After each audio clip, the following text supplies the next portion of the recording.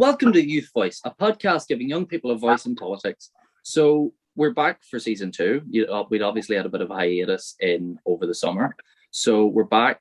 Hope you all didn't miss us too much.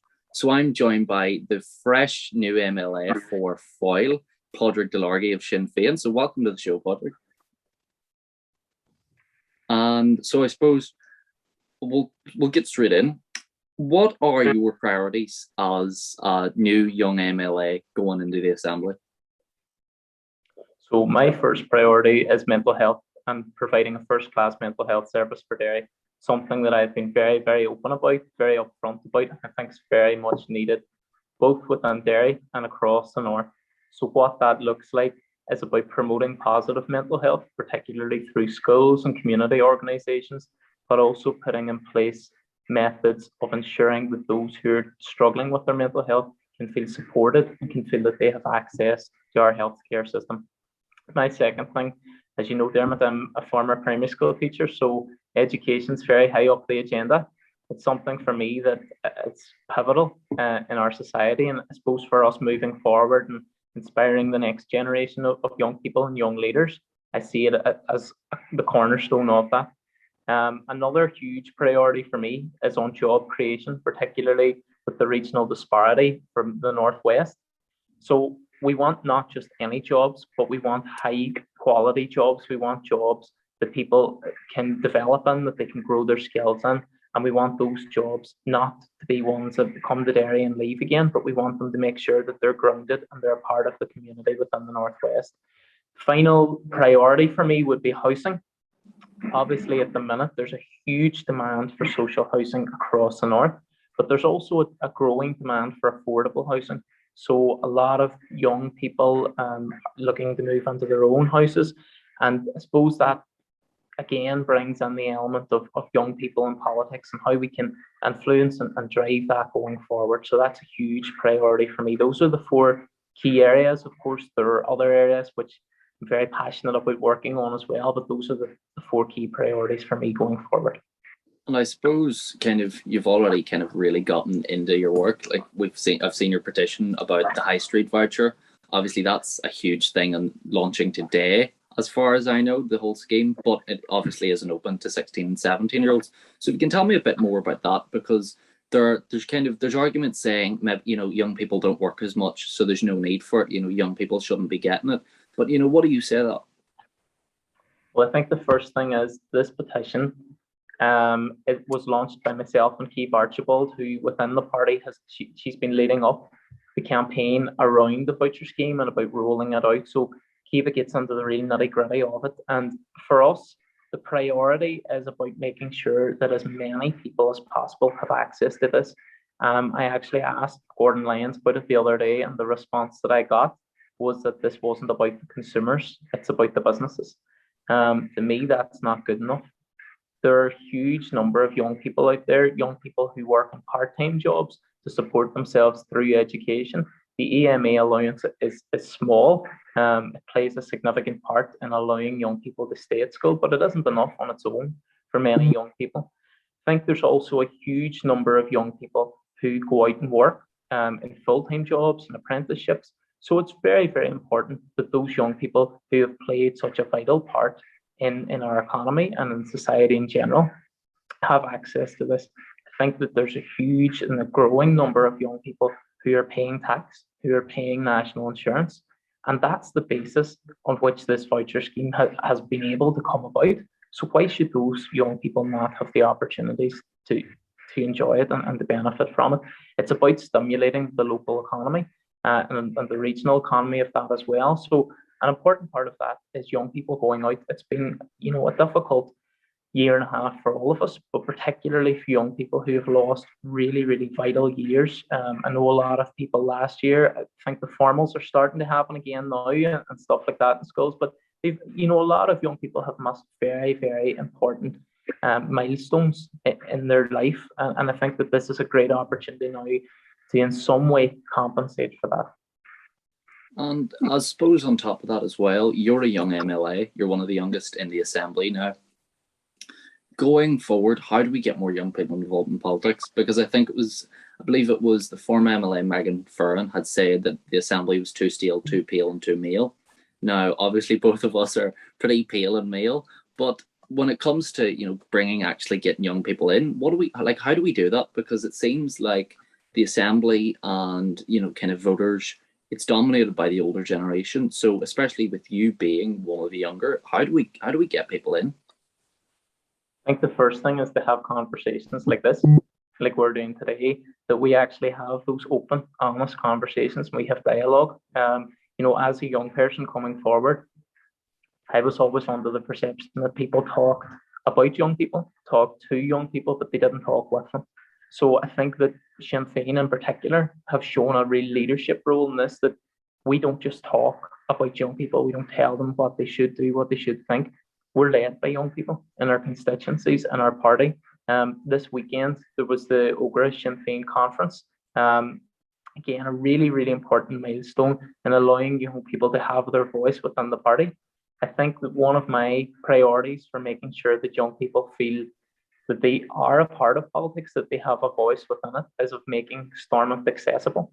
So obviously in times when restrictions are a bit are eased a bit more, inviting people up to Stormont to understand what Stormont's about, what Stormont can do for them, and how they can get their voices heard within that. As you mentioned, the petition was something which Kiva and myself launched just last night, but I think that it's already gaining traction. And what we want to do is to make sure that all young people across schools, colleges, workplaces across the north, are aware of it, are aware of what we're trying to do, and are aware that we're making sure that they are included, that we're going to bring this petition before Stormont, before the chamber, and to make sure that those facts are presented, that people have the desire, that they want young people to have access to this, that they want them to be included. One of my big things that I suppose I've prioritized as a young MLA as well is making my message and the message of the party accessible, particularly through social media.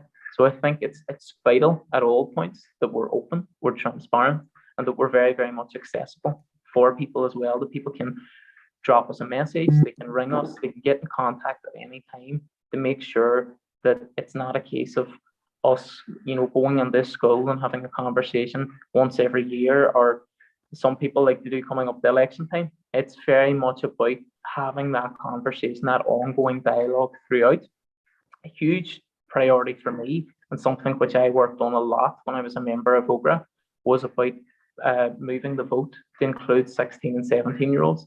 I think that a lot of young people have a real active interest in politics, and I do believe that the voting age should be lowered to make sure that we have a much, much more inclusive voting system, and to ensure, as you mentioned from Megan's comments, that it isn't stale, that Stormont is an exciting, it's a dynamic place, and it's a place where young people feel that they can be heard.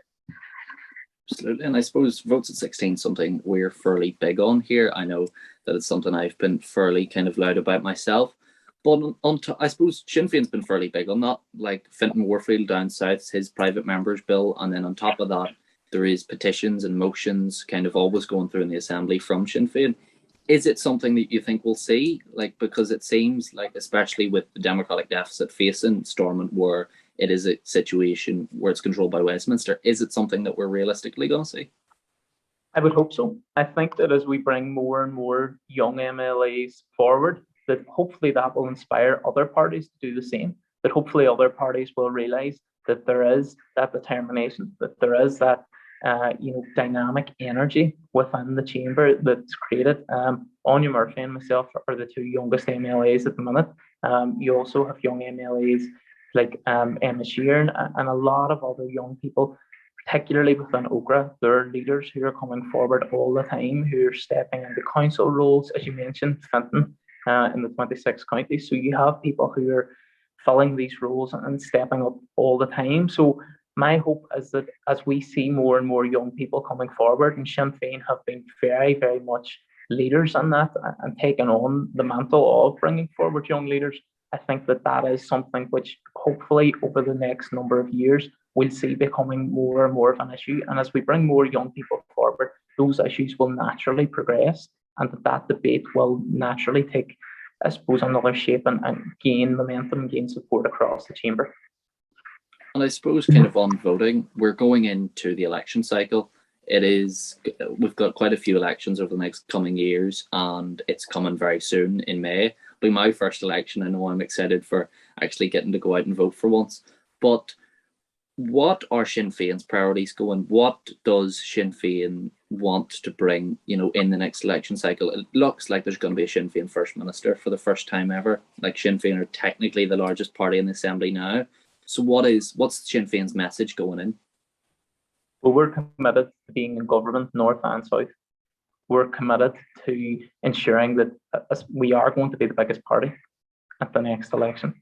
And for us, that isn't, it's not the symbolism of that. It's not being able to say we're the biggest party. It's actually the outworkings of that and what that means in government. So what that would allow us to do is to take the economy ministry. And by doing that, that unlocks huge numbers of projects which have been frustrated and held back by the DUP, particularly around the A5, lots of large-scale infrastructure projects. So it gives us the opportunity to really show people what Sinn Féin are about, to show people what it means to live in a united Ireland, to show people what it means to have that connected approach between the North and the South, and to really show people what our vision for the Republic is. So by being the biggest party, it is about unlocking all those projects. It's about showing people what Sinn Féin in government is, and it allows us really to put our own stamp on the North and on politics. I think, again, that feeds in to what you've been talking about Stormont sometimes being seen as stale. One thing I don't think anybody could say about Sinn Féin is we definitely aren't stale. We definitely don't sit back and let things happen. We're drivers of it, we're movers of change, and I think that to allow Sinn Féin now and to see Sinn Féin becoming the biggest party in Ireland is a really inspirational thing for young people. I think it's a really inspirational thing to see that change and for people to understand what that means for them, what that means for them in terms of housing, what that means for them in terms of jobs and their economy as well. And I suppose on the idea of United Ireland, I suppose me and you, we only really know peace. We are the new you're the new generation of politician. What does it mean to be a young Republican activist now? Because Republican seems to mean something very different to our generation than it did the generation before and the generation before that. So what does it mean to you to be, a young Republican activist, now an MLA, as a member of the new generation? Well, as you're aware, I joined OGRA when I was 15. So it's an organisation I've been a member of for a long time.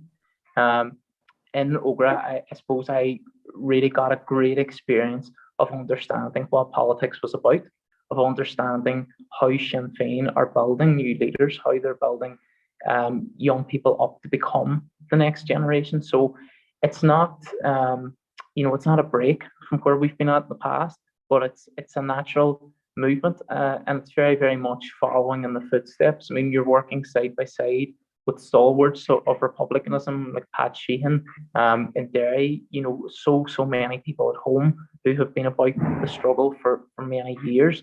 So it's very, very much integral to who we've always been.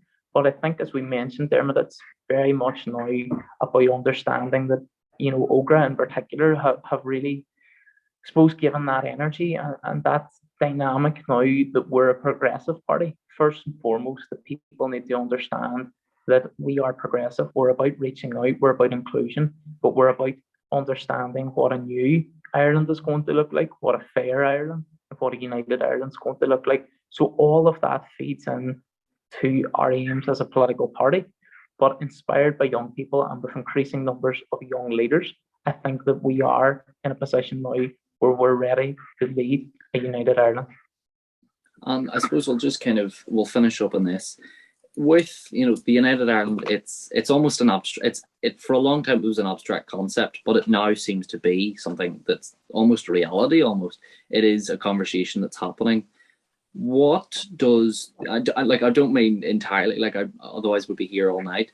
But the United Ireland, what does that kind of mean to you? What does it? Not in terms of I'm not going to get you to fill out all of the economy and and tell me what we need to look like government wise. But in terms of, kind of being politically, what attracts you to that idea? Well, I think first and foremost, it's about fairness. It's about equality. It's about building an Ireland of equals. That's always been Sinn Féin's position around it. It's not about, just Sinn Féin alone. It's not about us putting ourselves forward and saying we're the only people with the answers here. It's about convincing people of a united Ireland. It's about showing them the economic benefits. It's about showing them benefits in terms of healthcare, of education. So it's about all those things combining and coalescing to build a fresh and new country. I think particularly within the 26 counties as well. This isn't a case of us simply joining on to the 26 counties and everything being perfect. It's definitely not. It's about creating a new Ireland, and within the south, Sinn Féin are very, very much the fore in driving that social change. So for us, this isn't just a change of political leader. It's not about changing the map and erasing the border and the boundaries on it. This is very much about a wholly new Ireland and about creating something that people can get behind, people are excited about. And by bringing people along and having that democratic process, having that democratic vote, people feel invested in it. They feel that they're a part of it and that they feel that they have taken leadership role in building the new country. So for us, that's, very much essential. I think, as you say, the opportunity to take a united Ireland is there. And first and foremost for me, that's about Sinn Féin and government and taking, the First Minister role, becoming the largest party. The people are able to see what we're about. The people are able to see what it means for us to be in government and for us to lead the government as First Minister. I think Michelle actually touched on it today in the chamber, but it is very, very much about setting out our own stall, about not being distracted by what other people do, what other people say, and what other people's priorities are. We've been very, very clear all along on what our priorities are, and that's something that we will take into this election and we'll take going forward. We've set out our stall. People vote for us on the basis of that. They're very, very clear on where we stand, and that's where we want to be at going forward. The people have a clear idea when they vote for Sinn Féin. That is our vision for a united Ireland. That's where we want to bring the country, and that's where we hope the people get behind and give us the mandate to become the largest party in the Assembly. Brilliant. And I suppose we'll wrap up there. Thank you so much for coming on. Thank you for inviting me, Dermot. To everyone listening, thank you all for listening. As always, you can check out our blog, read our articles at youthvoiceni.com. Get involved, get in contact with us. You can contact us on Twitter at youthvoiceni or contact us on Instagram at youthvoice_ni. As always, I've been Dermot Hamill, and we'll see you all next time. Thank you very much.